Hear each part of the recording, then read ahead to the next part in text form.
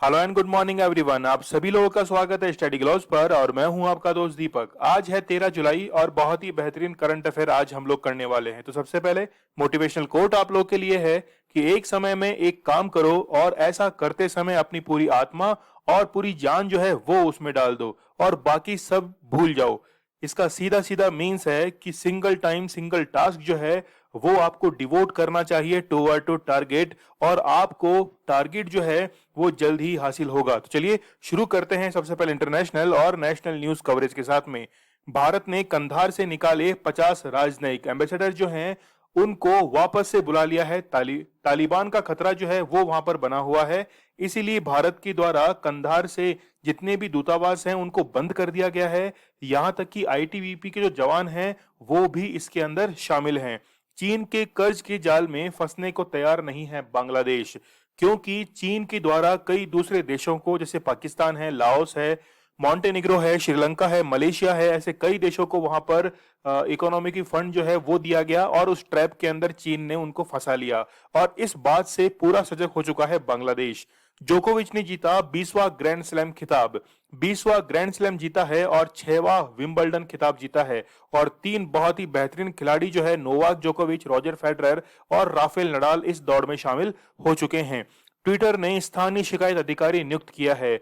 नई आईटी मंत्री जो हैं वो बने हैं अश्विनी वैष्णव और उनके द्वारा कई जो चेतावनी है वो दी गई थी ट्विटर के द्वारा। और रिसेंटली आपको पता होगा कि दिल्ली हाईकोर्ट के द्वारा भी कई ऐसे नोटिस जो थे वो ट्विटर को थमाए गए थे और उसके बाद अब जो है 11 जुलाई को विनय प्रकाश को शिकायत अधिकारी भारत के अंदर नियुक्त किया गया है। हरियाणा के खिलाफ सुप्रीम कोर्ट पहुंचा दिल्ली जल बोर्ड। दिल्ली जल बोर्ड की शिकायत है कि यमुना का जो पानी है उसको रोक लिया जाता है हरियाणा के द्वारा और रिसेंटली 6 से 7 फीट जो पानी का लेवल है वो गिर चुका है दिल्ली के अंदर। कोविड से मृतकों की विधवाओं को 2.5 लाख रुपए देगी असम की सरकार। तो असम की सरकार के द्वारा ये बहुत ही बेहतरीन कदम उठाया गया है और इसके साथ में ही असम सरकार के द्वारा जो भी उनके लिए प्रयास होगा वो किया जाएगा और इससे संबंधित जो भी योजना है उसको हम लोग आगे पढ़ने वाले हैं। पेट्रोल डीजल से सुधर रही राजस्व सेहत। तो पेट्रोल डीजल के दाम जो है वो आसमान छू रहे हैं और इसलिए सरकार जो है वो उसके उत्पादन शुल्क मतलब एक्साइज ड्यूटी से जो है वो काफी पैसा कमा रही है और राजस्व जो है वो सरकार का बढ़ चुका है। रिसेंटली आपको पता होगा कि जो एक्साइज ड्यूटी है वो पेट्रोल पर लगती है 32.9 रुपीज, जबकि डीजल पर लगती है 31.8 रुपीज। तो अब जो सरकार का राजस्व है, जो कोष है, उसमें वृद्धि हो रही है। बुलेट ट्रेन प्रोजेक्ट को गति देने में जुटे रेल मंत्री वैष्णव। तो मुंबई से अहमदाबाद के बीच जो है वो 257 किलोमीटर का बुलेट ट्रेन के लिए एक कॉरिडोर जो है वो निर्मित किया जा रहा है। 90% जो है भूमि अधिग्रहण यहाँ पर किया जा चुका है और सर्वाधिक जो है गुजरात के अंदर लगभग हम लोग कह सकते हैं कि 80 to 90% जो भूमि है वो गुजरात के अंदर एनकोर्स की जा चुकी है। आर फैक्टर बढ़ने से सक्रिय मामलों में गिरावट धीमी पड़ी। केरल और महाराष्ट्र के अंदर जितने भी सक्रिय मामले हैं उनमें गिरावट दर्ज नहीं हो रही थी। तो हम लोग समझेंगे कि व्हाट इज आर फैक्टर और आर फैक्टर जो है वो लोगों को इन्फेक्टेड करने के अंदर क्या भूमिका निभाता है वो आगे हम लोग जानने वाले हैं। तो आप लोगों के लिए बहुत ही बेहतरीन कोर्सेज जो हैं वो अवेलेबल करवाए जाते हैं स्टडी ग्लोव्स पर और फीमेल्स के लिए पर्सनैलिटी डेवलपमेंट का बहुत ही कम यहाँ पे देख सकते हैं आप लोग केवल 800 रुपए और उस पर भी 50% जो है वो ऑफ है। तो आप लोग इस ऑफर को अवेल कर सकते हैं। आप लोग के लिए एनसीईआरटी जो है पॉलिटी हिस्ट्री ज्योग्राफी की वो अवेलेबल हैं। आरआरबी बैंक्स की जो कोर्सेज हैं वो अवेलेबल हैं और करंट अफेयर के लिए यूपीएससी सीएससी की कोर्सेज आप लोगों के लिए अवेलेबल करवा दिए गए हैं। आप लोग मुझे इंस्टा पर फॉलो कर सकते हैं, जो भी आपकी क्वेरी हो वो मुझे पूछ सकते हैं। इसके साथ में टेलीग्राम चैनल के ऊपर लेक्चर की पीडीएफ अवेलेबल करवाई जाती है विद आंसर्स और आप लोगों को क्विज जो है डेली जो भी हम लोग यहाँ पे क्वेश्चंस करते हैं उनका एक क्विज अवेलेबल रहता है टेलीग्राम के चैनल के ऊपर। और रिसेंटली संडे को जो हमने बेस्ट 50 क्वेश्चंस किए हैं उन 50 क्वेश्चंस की प्रैक्टिस सेट जो है वो भी आप लोगों को मिलेगा टेलीग्राम चैनल के ऊपर। तो वहां पर जाकर आप लोग जितने भी क्वेश्चंस हैं उनकी प्रैक्टिस कर सकते हैं। तो सबसे पहले 12 जुलाई के करंट अफेयर जो है उनको हम लोग रिवाइज कर लेते हैं। भारत का पहला इको फ्रेंडली पैंट का निर्माण किया गया है। इसका नाम क्या है? तो वो है प्राकृतिक पेंट, मतलब खादी प्राकृतिक पेंट जो है ये इसका पूरा नाम है। सोलर पावर प्रोजेक्ट के तहत भारत का पहला power plant Simhadri super thermal power plant की स्थापना कहां की गई है? तो आप लोग याद रखना, विशाखापट्टनम में। अमेरिकी राष्ट्रपति जो बाइडेन के द्वारा भारत में अमेरिकी राजदूत कौन नियुक्त किए गए हैं? तो वो है एरिक ग्रेशी। National research centre for yak Himalaya क्षेत्र में कहां स्थित है? तो वो है अरुणाचल प्रदेश के अंदर।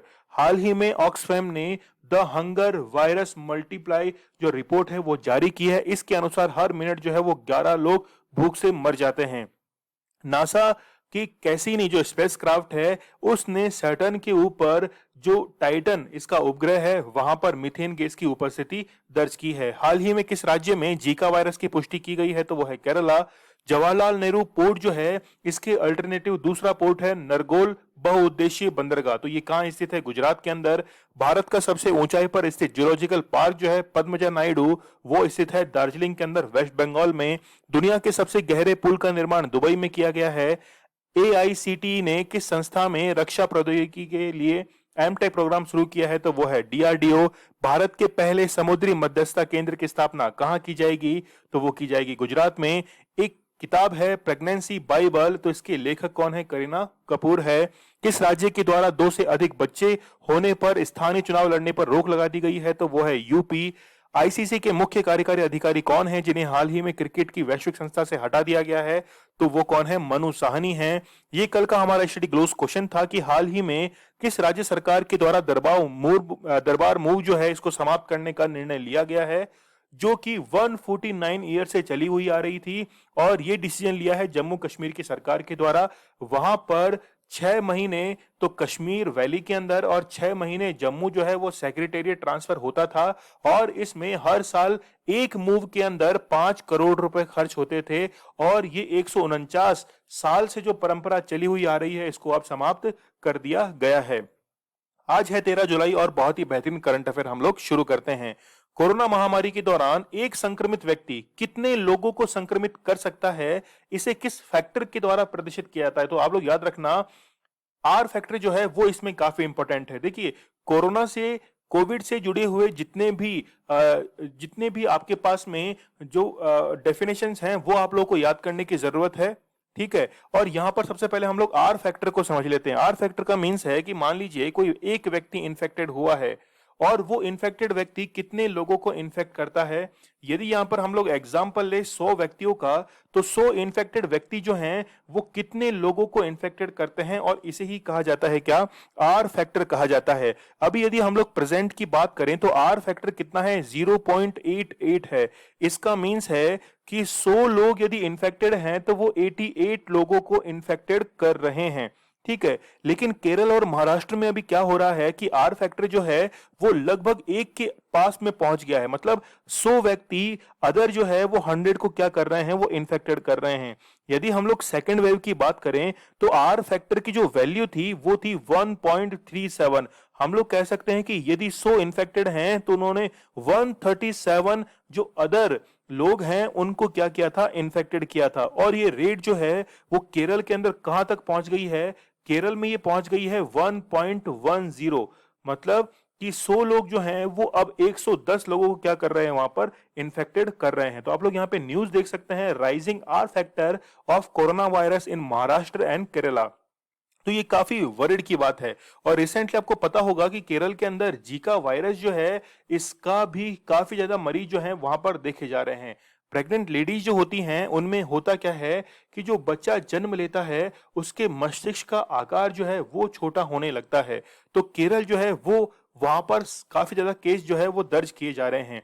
यहाँ पे हम लोगों ने देखा कि एक व्यक्ति 2 को इन्फेक्ट करता है, फिर ये जो है फिर वो 2 को करता है, फिर ये एक सिंगल जो है फिर वो 2 को करता है। तो यहाँ पर जो नंबर ऑफ केसेस हैं वो काफी ज्यादा बढ़ जाते हैं। तो 1 से लेकर कितना ज्यादा केसेस जो है वो यहाँ पर स्विच कर रहे हैं।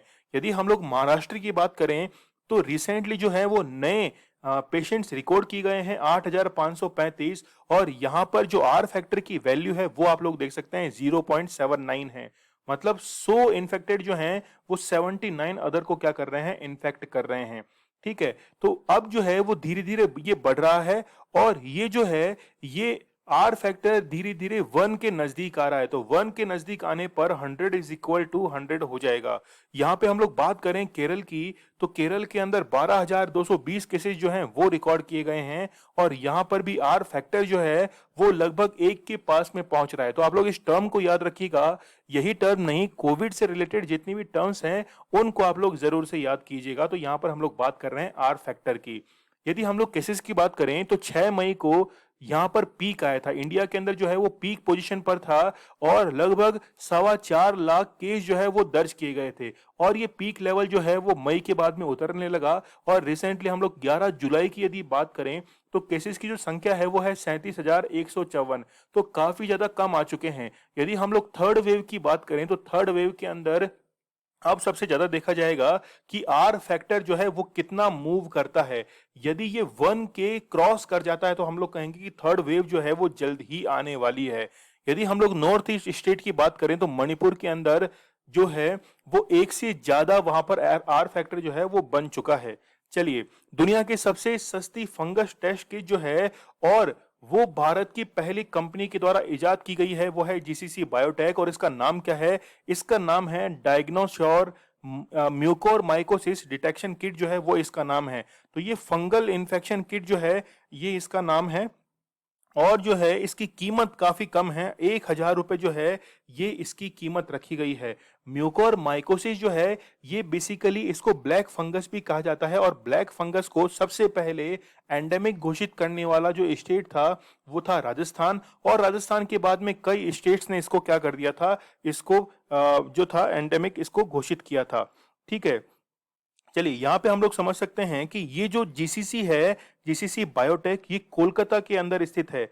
ये जो है वो कोलकाता के अंदर स्थित है, और इसी के द्वारा ये सस्ती टेस्ट किट जो है वो निर्मित की गई है। आप लोगों को पता होगा कोविशील्ड के बारे में, कोविशील्ड जो है वो भारत की पहली कोरोना टेस्ट किट है। चलिए, यहाँ पे हम लोग देख सकते हैं कि म्यूकोर माइकोसिस डिटेक्शन किट जो है, म्यूको डायग्नो, ये इसका नाम है, और इसको जो निर्मित किया गया है वो जीसीसी कंपनी के द्वारा, जीसीसी बायोटेक के द्वारा इसको निर्मित किया गया है। ट्विटर के द्वारा भारत में किस स्थानीय शिकायत अधिकारी की नियुक्ति की गई है? तो यहाँ पर विनय प्रकाश जो है इनकी यहाँ पर नियुक्ति की गई है। ट्विटर जो है ये जो है पहले आईटी रूल्स को फॉलो नहीं कर रहा था। आईटी रूल्स जो थे वो 25 ऑफ फेब को निर्मित किए गए थे, और यहाँ पर लास्ट डेट जो थी वो 25 मई की थी। तो तब तक एक ऑफिसर जो था वो नियुक्त करना था, और ऐसा ट्विटर ने नहीं किया, और ये मामला दिल्ली हाई कोर्ट के अंदर पहुंच गया, और दिल्ली हाई कोर्ट के बाद में अब जो है इन्होंने विनय प्रकाश जो हैं इनकी अब नियुक्ति कर दी है। यही नहीं है, यहां तक कि ट्विटर के जो हेडक्वार्टर्स हैं ये भी कोर्ट के द्वारा पूछा गया कि आपके जितने भी ऑफिसेज हैं उनकी लोकेशन तो बताइए। तो फिर इन्होंने एक लोकेशन बताई है कि हमारा एक ऑफिस जो है वो बेंगलुरु के अंदर है। ठीक है, तो पहली बार इन्होंने अपनी लोकेशन जो है वो यहाँ पर उजागर की है। देखिए, ट्विटर का हम लोग एक रिप्लेसमेंट, आप लोग को पता हो, कू ऐप है। तो कू ऐप जो है इसी के ऊपर यहाँ पर ट्वीट किए गए थे, है ना? किसके द्वारा? यहाँ पर अश्विनी वैष्णव जो है नए आईटी मंत्री, उनके द्वारा रिसेंटली जो है वो वहां पर क्या किए गए हैं, मैसेज भी किए गए हैं। तो 11 जुलाई को विनय प्रकाश जो है इनकी नियुक्ति की जा चुकी है। कोरोना से मृतकों की विधवाओं को आर्थिक मदद देने के लिए विधवा समर्थन योजना, विधवा समर्थन योजना जो है वो आसाम सरकार के द्वारा शुरू की गई है, और इसके तहत 2.5 लाख रुपए जो है वो सहायता राशि दी जाएगी। देखिए, असम के अंदर कुल जो मौतें हुई थी वो 6,159 इतनी मौतें टोटल हुई थी, और इसमें से जो विधवाओं की संख्या है, यानी कि जब इतनी मौतें हुई हैं तो विधवा जो हैं वो 873 है, और असम गवर्नमेंट का ये कहना है कि लगभग 2,000 से 2,500 के आसपास जो हैं वो विडोज वहां पर काउंट की जाएंगी, और उनके लिए विधवा समर्थन योजना जो है वो शुरू की गई है, जिसके तहत 2.5 लाख रुपए जो है वो असम सरकार के द्वारा दी जाएंगे। यहाँ पे हम लोग देख सकते हैं न्यूज के अंदर कि असम के जो सीएम हैं, असम के जो सीएम हैं उनके द्वारा ये अनाउंस किया गया है कि ये जो योजना है वो विडोज को काफी हेल्प करेगी। रिसेंटली आपको पता होगा कि असम का 6वां नेशनल पार्क जो है वो रायमोना, यहाँ पर 6वां नेशनल पार्क भी घोषित किया गया था। दिहिंग पटकाई जो है एक नेशनल पार्क वो भी घोषित किया गया था। तो आप लोग याद रखना, 5 जून 2021 को रायमोना नेशनल पार्क जो है वो असम के अंदर घोषित किया गया था। हाल ही में किस राज्य सरकार के द्वारा एक नया विभाग स्वदेशी आस्था और संस्कृति विभाग का निर्माण किया गया है? तो ये जो डिसीजन है वो भी किसके लिए द्वारा लिया गया है? असम सरकार के द्वारा लिया गया है, जिसको हम लोग कह रहे हैं क्या, department of indigenous faith and culture. और असम की जो सीएम है यानी कि हेमंता बिस्वा जो हैं, उनके द्वारा इसको इनॉग्रेट किया गया है। बेसिकली इसका ऑब्जेक्टिव क्या है वो समझने की जरूरत है कि स्टेट के अंदर यानी कि असम के अंदर जितने भी ट्राइबल्स हैं, ट्राइबल जितनी भी कम्युनिटीज हैं, उनको मान्यता प्रदान करने के लिए, जैसे उनके रीति रिवाज हैं, प्रथाएं हैं, और इनके लिए एक अलग से बजट जो है वो अलोकेट किया जाएगा। तो ये डिपार्टमेंट जो है वो आप लोग याद रखना, स्वदेशी आस्था और संस्कृति विभाग, department of indigenous faith and culture. चलिए, भारतीय मूल की श्रीसा बांदला ने रिचर्ड ब्रांस व अन्य 5 सदस्यों के साथ किस यान से अंतरिक्ष यात्रा की है? तो वर्जिन गैलेक्टिक जो है, इससे इन्होंने अंतरिक्ष यात्रा की है। टोटल 90 मिनट की इनकी यात्रा थी। बेसिकली इनका मोटो था कि अंतरिक्ष में जाकर ग्रेविटी फ्री जो है वो इनको फील करना था, और टोटल जो थे वो इसमें 6 मेंबर्स थे। ठीक है, रिचर्ड ब्रैंसन जो हैं ये तो इसमें बिजनेसमैन हैं, और 5 जो हैं वो इसमें अन्य सदस्य थे। देखिए, कल्पना चावला के बाद भारत की जो है वो दूसरी कौन है, वो है शिरीषा बांदला जो हैं, वो सेकंड नंबर की वुमेन हैं। जबकि ओवरऑल हम बात करें तो ये है 4th नंबर पर। ठीक है, जैसे पहली कौन सी है, पहली है कल्पना चावला, फिर दूसरी कौन सी बनी है, श्रीषा बांदला। लेकिन अब आप लोगों के मन में क्वेश्चन आ रहा होगा कि सुनीता विलियम्स, देखिए सुनीता विलियम्स जो हैं इनका जन्म भारत के बाहर हुआ था, जबकि ये जो दो हैं इनका जन्म भारत में ही हुआ था। तो राकेश शर्मा, सुनीता विलियम्स, कल्पना चावला और श्रीषा बांदला जो हैं ये अब चौथी महिला या चौथी एस्ट्रोनॉट जो हैं वो बन चुकी हैं। यहाँ पर आप लोग देख रहे हैं सोयूज T11। तो राकेश शर्मा जिस यान से गए थे उस यान का नाम है सोयूज T11। फिर है साइगनस स्पेस क्राफ्ट जो है, इससे कौन गई थी, इससे गई थी कौन, सुनीता विलियम जो हैं वो इससे गई थी। और कल्पना चावला का जो प्लेन था वो कौन सा था, सॉरी, साइगनस जो है वो है कल्पना चावला का, और यहाँ पर डिस्कवरी जो है वो किसका है, वो है सुनीता विलियम्स का। तो सभी के स्पेस क्राफ्ट जो हैं वो यहाँ पर लिखे हुए हैं। तो आप लोग यहाँ पे देख सकते हैं वर्जिन का स्पेस क्राफ्ट, और इसको ले जाने के लिए 2 अन्य जो हैं वो भी प्लेन्स यहाँ पर यूज किए गए थे। तो 90 मिनट तक ये अंतरिक्ष में थे और टोटल अर्थ की सरफेस से 80 किलोमीटर ऊपर थे।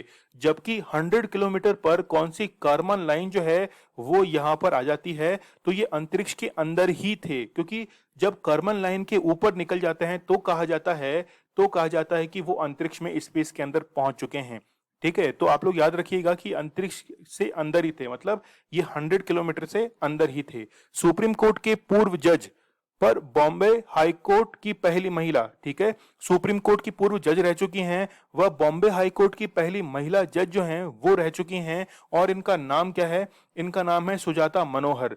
तो सुजाता मनोहर जो है इनको एक पुरस्कार दिया गया है अमेरिका के द्वारा, जिसका नाम है Ruth Bader Ginsburg medal of honour जो है वो इनके द्वारा दिया गया है। यहाँ पर आप लोग ऑप्शन में देख रहे हैं गीता मित्तल, ये जम्मू कश्मीर की पहली महिला न्यायाधीश हैं। लीला सेठ जो हैं ये पूरे भारत की पहली महिला न्यायाधीश है, यानी कि हाई कोर्ट की पहली मुख्य न्यायाधीश बनी थी, और ये कहाँ की थी, हिमाचल प्रदेश की 1992 के अंदर ये मुख्य न्यायाधीश बनी थी। फातिमा बीवी जो हैं ये 1989 के अंदर सुप्रीम कोर्ट में नियुक्त होने वाली पहली महिला न्यायाधीश थी। ये जो आप लोग नाम देख रहे हैं ना गिन्सबर्ग, ये अमेरिका के जो सुप्रीम कोर्ट है उनकी जो पहली महिला न्यायाधीश थी उनके नाम पर ये ऑनर जो है वो दिया जाता है। विश्व के नंबर 1 खिलाड़ी नोवाक जोकोविच ने कौन सी बार विंबलडन खिताब जीता है? तो विंबलडन तो जो जीता है वो 6वीं बार जीता है, जबकि 20वीं बार जो है वो इन्होंने क्या जीता है, ग्रैंड स्लैम खिताब जीता है। तो नोवाक जोकोविच, इनका संबंध कौन से देश से है,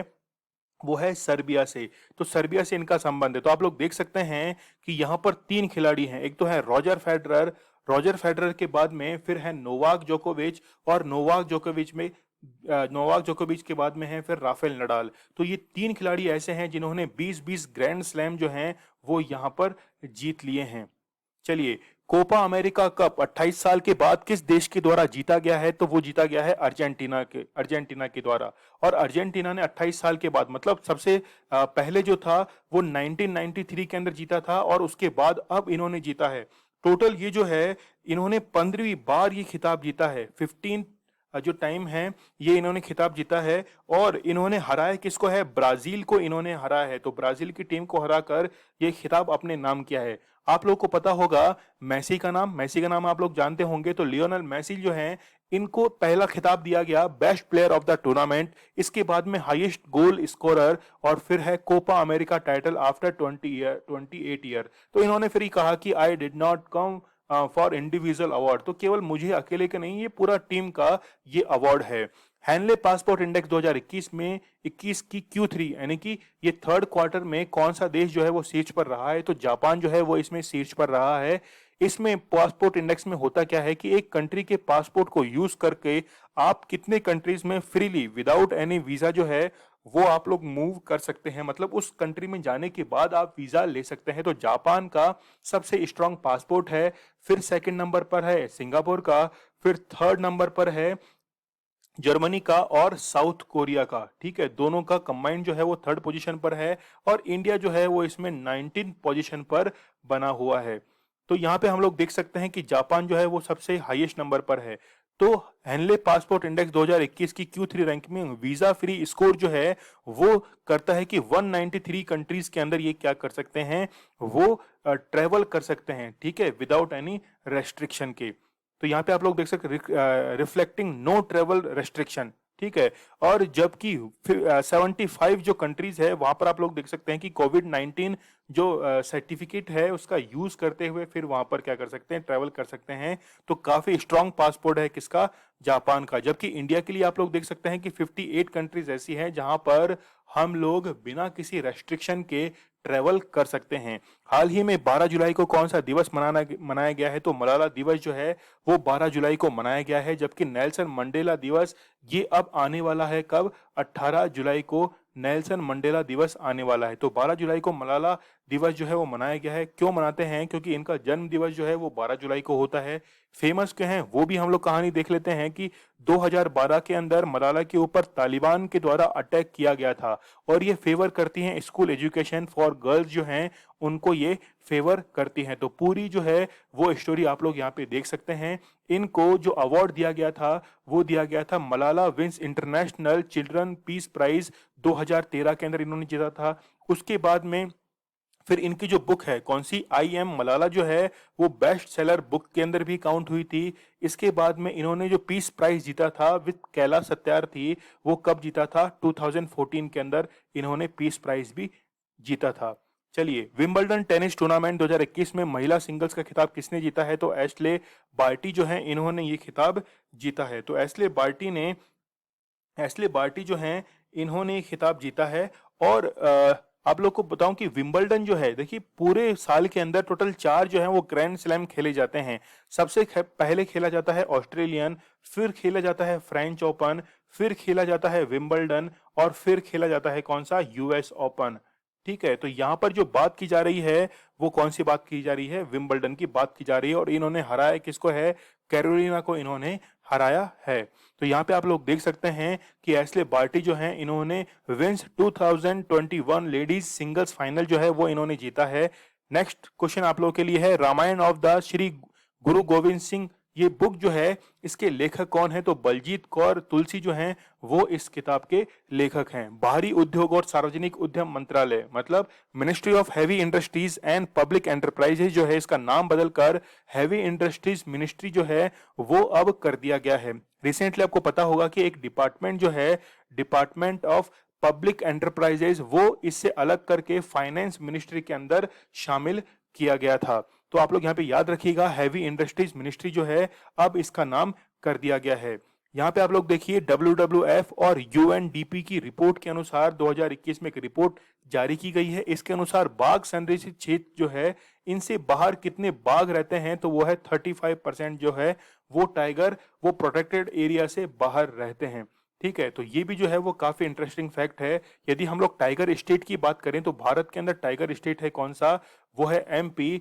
पूरे भारत के अंदर 2967 बाघ पाए जाते हैं और उसका 20% बाघ जो है मतलब 526 टाइगर जो हैं वो कहां पर पाए जाते हैं? MP के अंदर पाए जाते हैं। और MP में सबसे ज्यादा क्या है? टाइगर रिजर्व भी हैं जिनकी संख्या कितनी है? टोटल 6 है। तो अब पूरे भारत के अंदर 52 जो है वो टाइगर रिजर्व घोषित किए जा चुके हैं और 52वां जो है वो राजस्थान का कौन सा बना है? रामगढ़ टाइगर रिजर्व बना है। यहाँ पे आप लोग देख सकते हैं कि 35% of tiger ranges outside protected areas. चलिए, ये आज आप लोगों के लिए स्टडी ग्लोस क्वेश्चन है कि विश्व तीरंदाजी चैंपियनशिप 2021 के व्यक्तिगत स्पर्धा में किस भारतीय महिला तीरंदाज ने स्वर्ण पदक जीता है? तो इस क्वेश्चन का आंसर मुझे कमेंट सेक्शन में देना मत भूलिएगा। आप लोग मुझे इंस्टा पर फॉलो कर सकते हैं, जो भी आपकी क्वेरीज है वो मुझे आप लोग पूछ सकते हैं। इसके साथ में क्विज जो है वो टेलीग्राम चैनल के ऊपर अवेलेबल होगा और लेक्चर की पीडीएफ विद आंसर जो है वो भी आप लोगों के लिए अवेलेबल करवा दी जाएगी। स्टडी ग्लोव्स आप लोगों के लिए बहुत ही बेहतरीन कंटेंट लेके आता है। नॉलेज इज पावर, ये हमारी टैगलाइन है। तो आप लोग चैनल को सब्सक्राइब करना मत भूलिएगा। चलिए, कल मिलते हैं हम लोग बहुत ही बेहतरीन करंट अफेयर के साथ। तब तक के लिए धन्यवाद। Thank you.